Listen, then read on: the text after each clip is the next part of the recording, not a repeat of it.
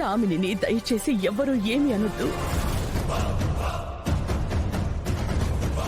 అయినా తనేదో తెలియనితనంతో చేసిన పొరపాటిది. ఊహ తెలియని వయసులోనే ఈ ఇంటికి దూరమైన తనకి దీని విలువ ఎలా తెలుస్తుంది?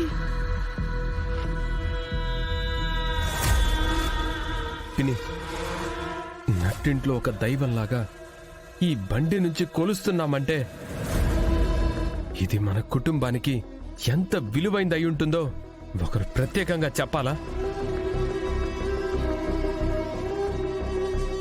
ఆ మాత్రం కామన్ సెన్స్ కూడా లేకుండా ఇలా ఎలా ప్రవర్తిస్తుంది? విలువలు ఎమోషన్స్ మనలో ఉంటేనే ప్రవర్తనలో కూడా ఉంటాయి. దామినికి పూర్తిగా ఇవేమీ లేనట్టుగా అనిపిస్తుంది. మొన్న కూడా ఆ ఫోటో ఫ్రేమ్ విషయంలో ఇలాగే ప్రవర్తించింది. రోహిత్, ప్లీజ్ వదిలేనన్నా. జరిగిందేదో జరిగిపోయింది.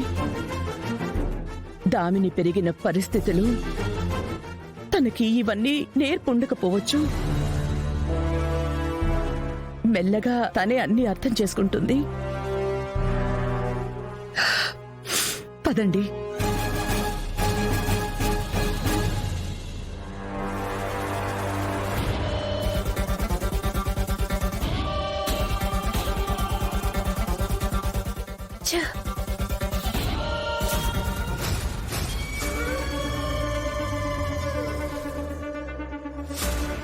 అమ్మగారు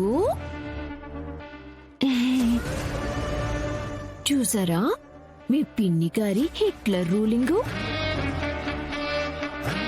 మీ వైపు మాట్లాడటానికి కూడా ఇంట్లో సొంతగా ఎవ్వరూ లేరు.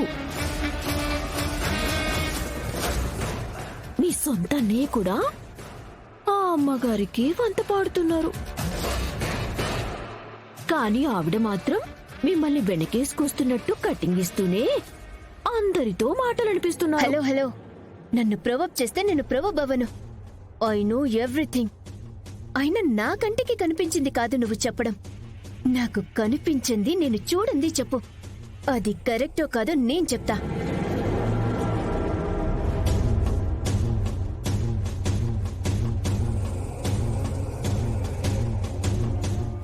ఏందమ్మే ఈ తింగరది నిన్ను మించి తిక్కల దానిలా చేస్తా ఉండదే? అది ఎలా ఉంటేనే? ఇది నువ్వు ఏరా ఆడేసం వేసుకొచ్చి నన్నే ఏడు నుంచి పంపించేద్దాం అనుకున్నావా? నా ఇయాల్ది ఇయాల ఇంట్లో నీ యాసం గురించి చెప్పేస్తాను. అప్పుడు మన ఇద్దరం కాదు, అందరం కలిసి వెళ్తాం బయటికి. అమ్మో, మా అమ్మకున్న ఈ మాత్రం చోటు కూడా లేకుండా పోతుంది. చెప్పరా, నా యాసం నీ యాసం గురించి మన అందరి యాసాల గురించి చెప్పేద్దామా ఏంటి? చెప్పు. ఏడీడు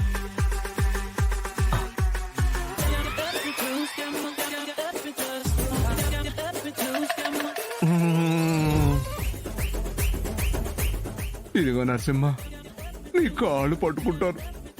మా బ్రతుకుల్లో లేనిపోని పెంట చేయమాక. అయితే సీన్ మొత్తం నాకు అనుకూలంగా చేసి చెప్పు. నువ్వు వీడి నుంచి సెకై పదా. అలాగే. ఏంటి చెప్పేది? నిన్ను చంపేయాలే. నిన్ను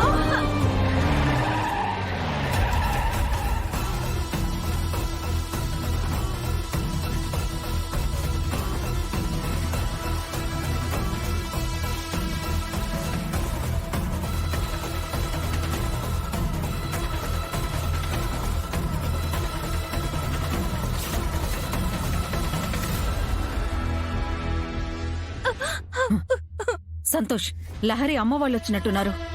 కారు వాళ్లదే.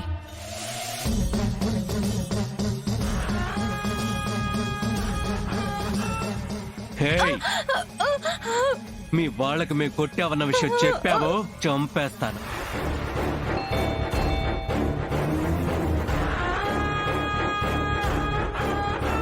అమ్మా లహరి, వచ్చిన వాళ్ళతో పాటే నిన్ను సాగనంపేసి ఆ తర్వాత ఈ కేసు విషయంలో మీ ఫ్యామిలీ సంగతి తెలుస్తాను. ఈ మర్డర్ కేసులో వెళ్ళు. ఆగు, ఒక్క దెబ్బ కూడా కనపడకూడదు. వెళ్ళు.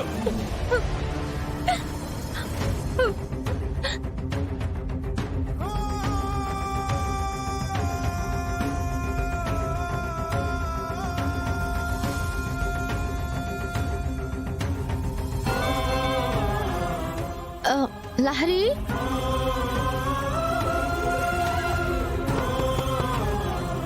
లహరి, పిన్ని గారు, డోర్ తీయడం లేదేంటి?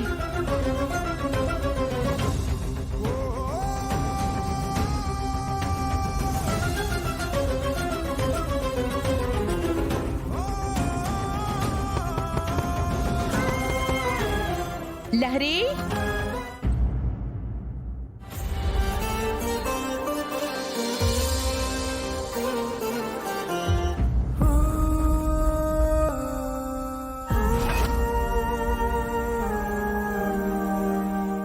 అమ్మా, వదినా, లహరి,